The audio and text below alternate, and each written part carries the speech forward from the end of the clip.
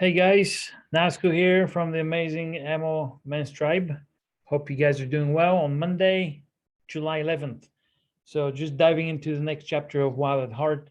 Those of you staying with me on this course, thanks for checking these videos. Again, if you haven't gotten this book, Wild at Heart by John Eldridge, highly recommend it. Again, as anything else except the Bible, read everything with a grain of salt, test everything against the Bible.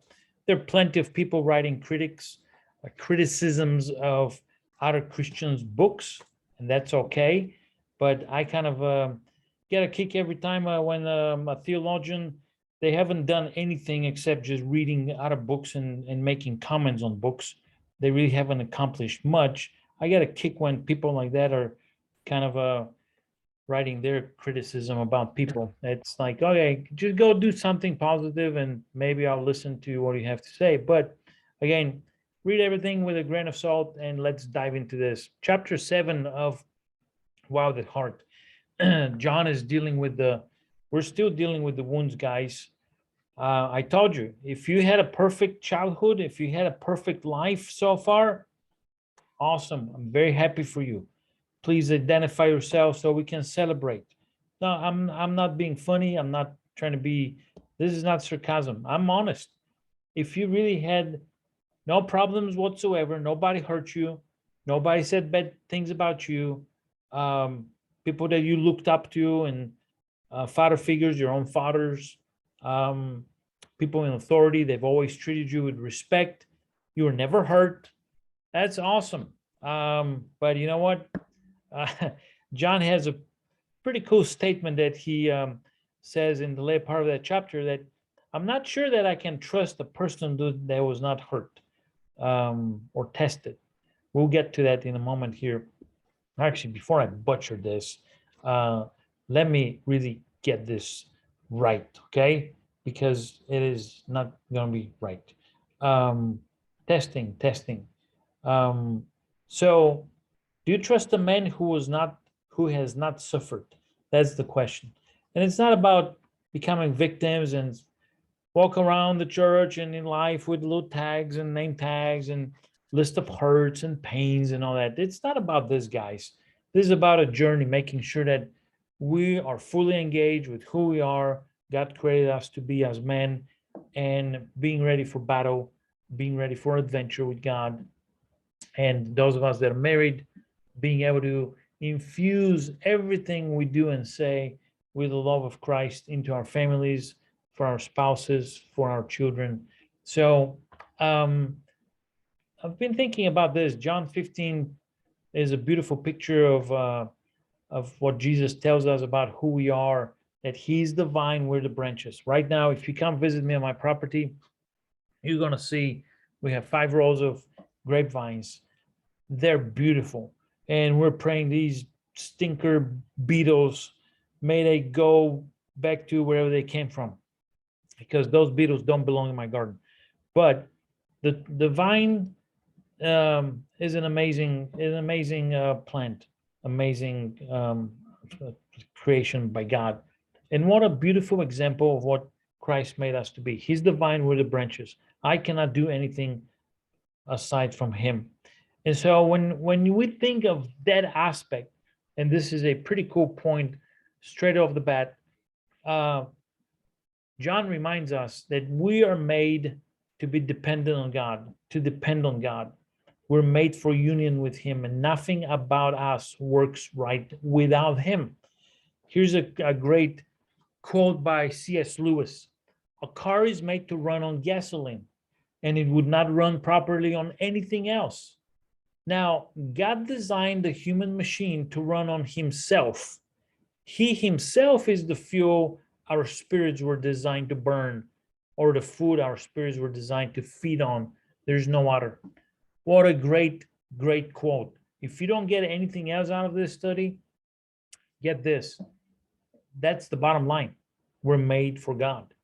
And so outside of him, we cannot accomplish anything. And but here's the crazy part. Somehow we have come to believe that admitting our dependency on God is a sign of weakness. We've come to believe deep in our hearts that needing anyone for anything is a sort of weakness. It's like a handicap. Well, that's why men would never stop ask for directions. Hello. Well, plus other reasons. We want to keep going. We want to show we're in charge and all that nonsense. But how did Jesus live his life? Jesus is a perfect example of dependence on God, total dependence. And he lived in that kind of almost not desperate because he's God, but a beautiful picture of the unity and the union of the Father and the Son. And Jesus was a perfect example of that. And when Jesus says, I assure you, the Son can do nothing by himself, he does only what he sees the Father doing.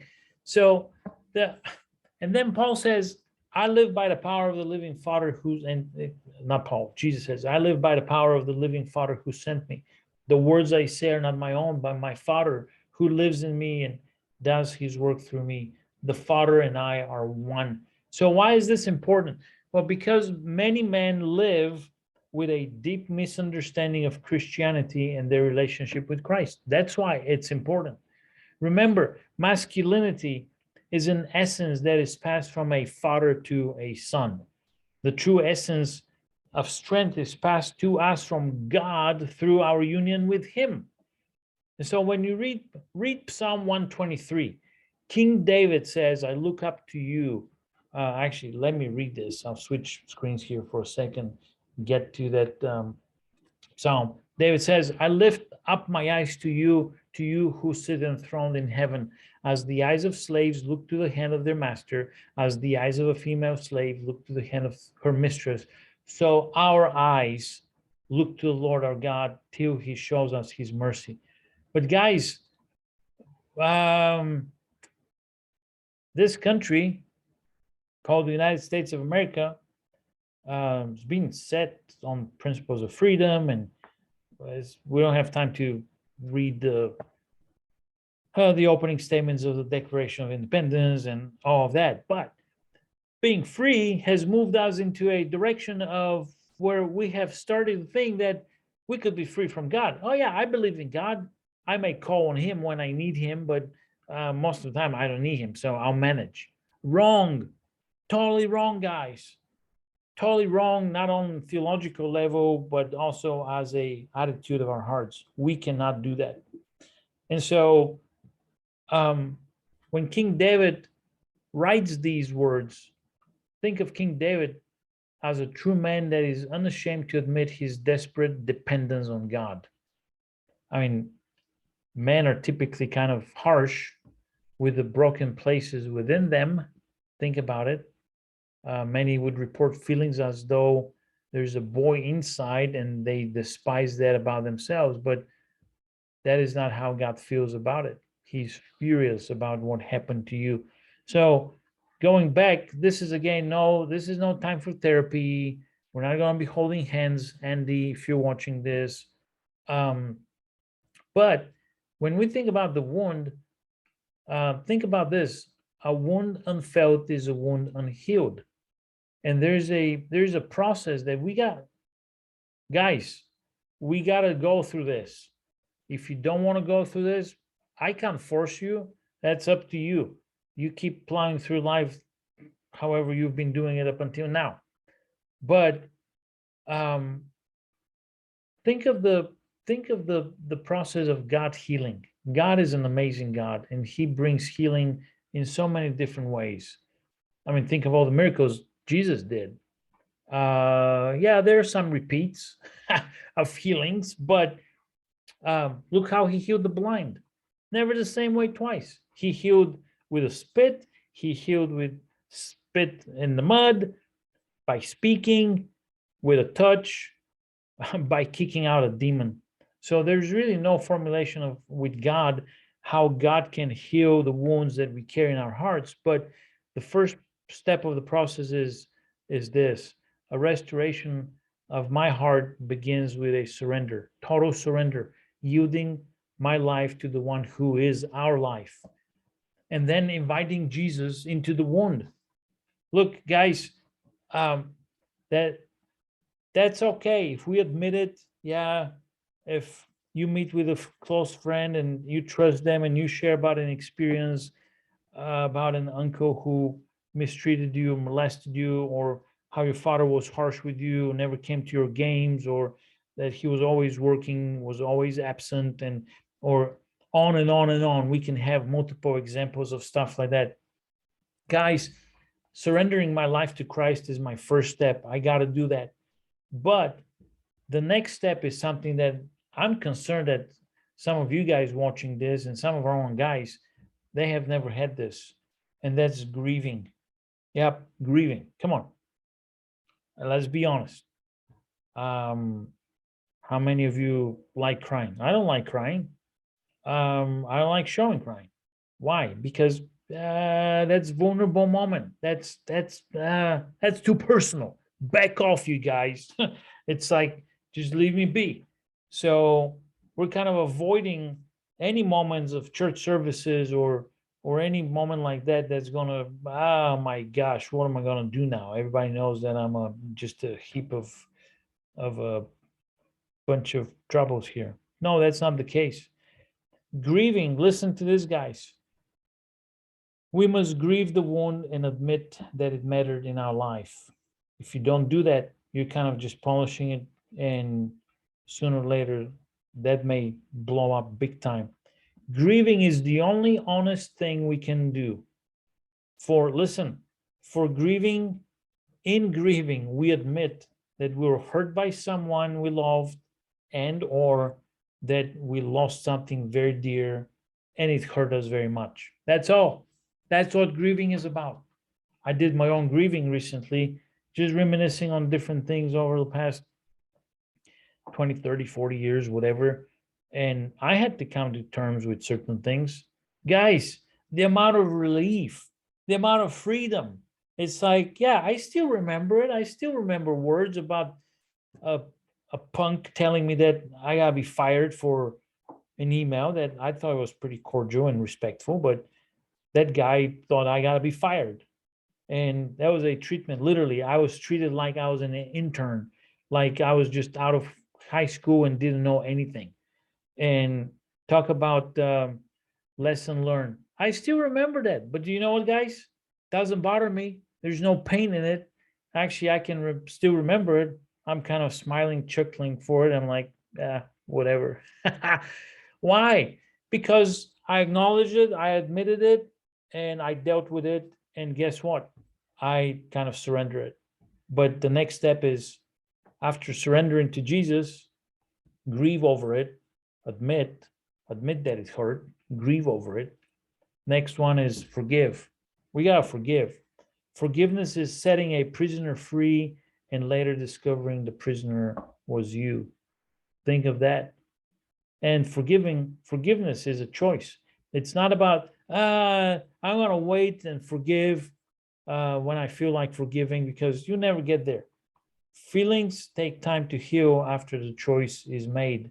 So that's another important thing. You may need to forgive again and again and again.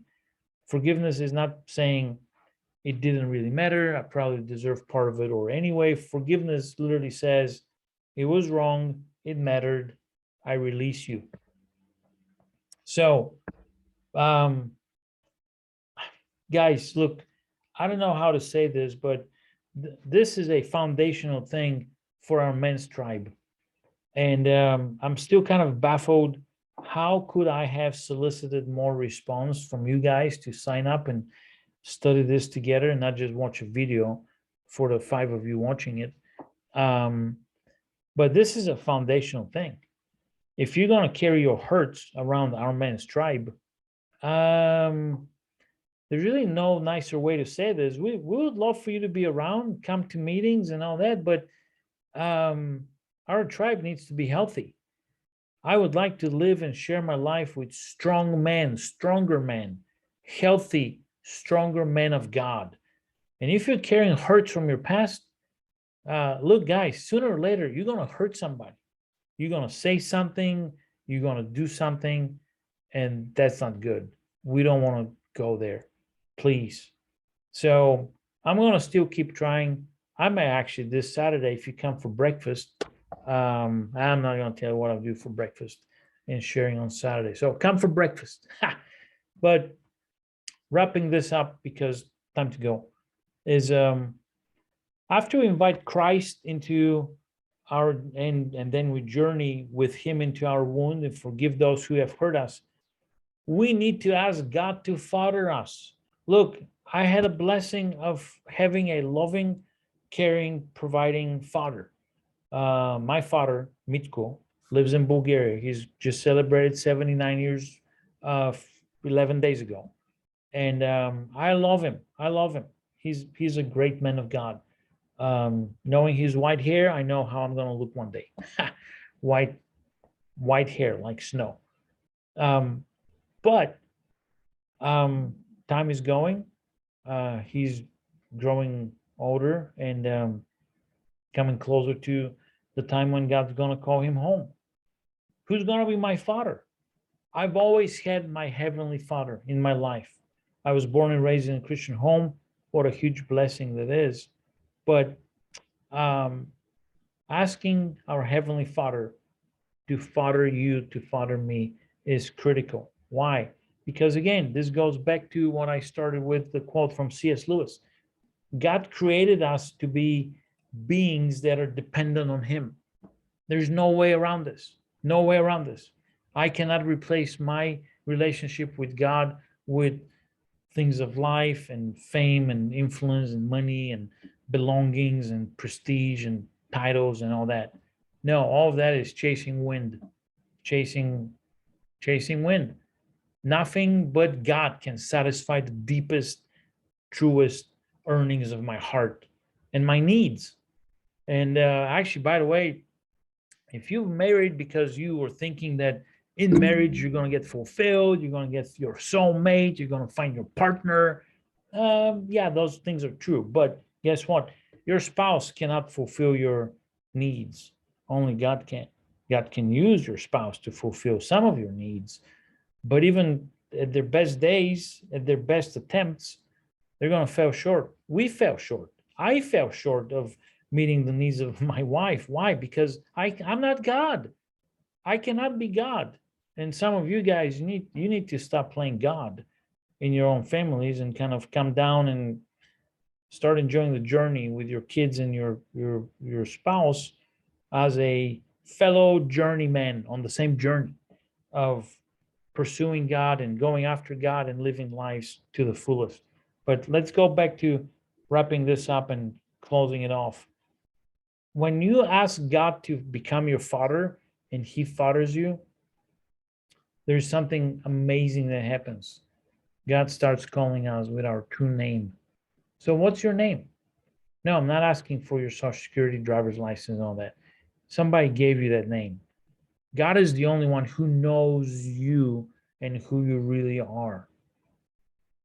I would love to name all of you guys right now by name. I can close my eyes. I know where you sit in the church. I know what you do in church during a church service.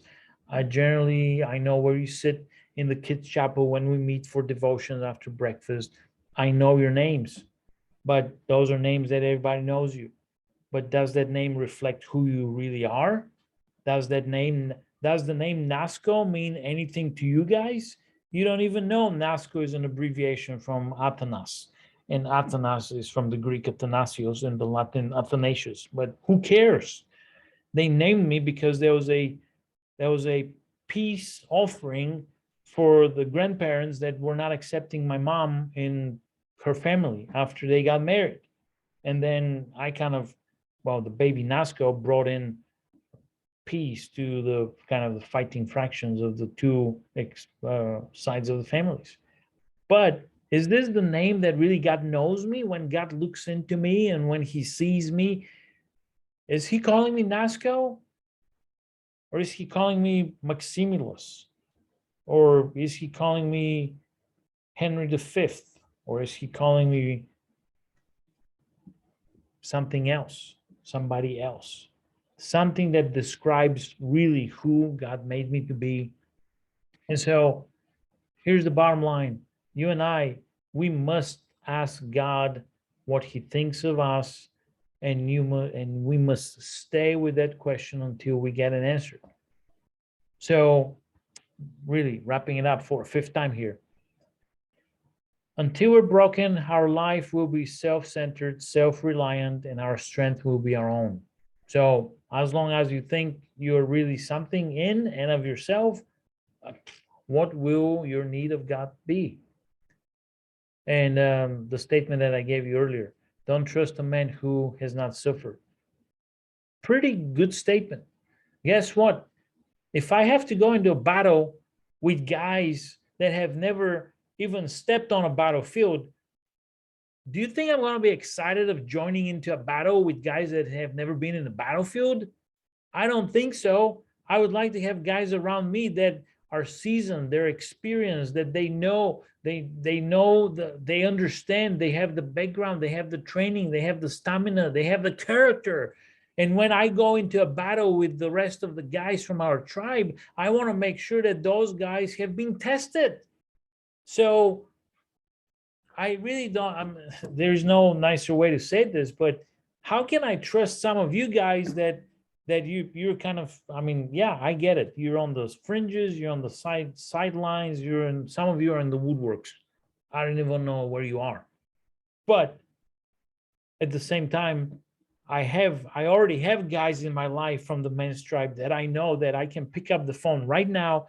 I can call at least 7, maybe 10, maybe 11, maybe 12. I don't know what's the number, but I know guys that if I call them and I need help, they will come. They'll come to the rescue.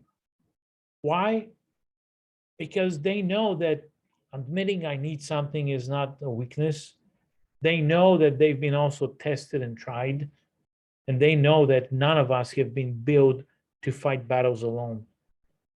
So also, who would you call at 2 o'clock in the morning when your life is crashing down all around you? Would you call one of the posers, or would you call a man that has walked the road with God? So here it is. This is the end, guys. It is only when we enter the wound that we'll discover our true glory. Why? Because the wound was given in the place of your true strength of who you are. The enemy was trying to take you out. The enemy was trying to take me out. And guess what? The enemy is still trying to take us out. Until you and I go where we're still posing, offering something more shallow and in kind of unsubstantial, then that's the place that I can admit my brokenness. I can surrender my life to Christ. I can ask my Heavenly Father to father me and to reveal to me, my true name and who He made me to be. And then I can start the forgiving journey of forgiving and releasing and grieving over it of things that happened in the past. So, guys, that's it. I'm out of here. God bless you. I'll see you Saturday. If you have watched this so far, wow, you're amazing. And thank you for watching. Thanks for giving me that time. This was pre-recorded because I wanted to change the background. My wall back here is pretty ugly. So at least I look like I'm in a nice fancy library. This is going to be posted as a recording later. And call you all blessed and love sharing life with you guys. Take care. God bless. Bye.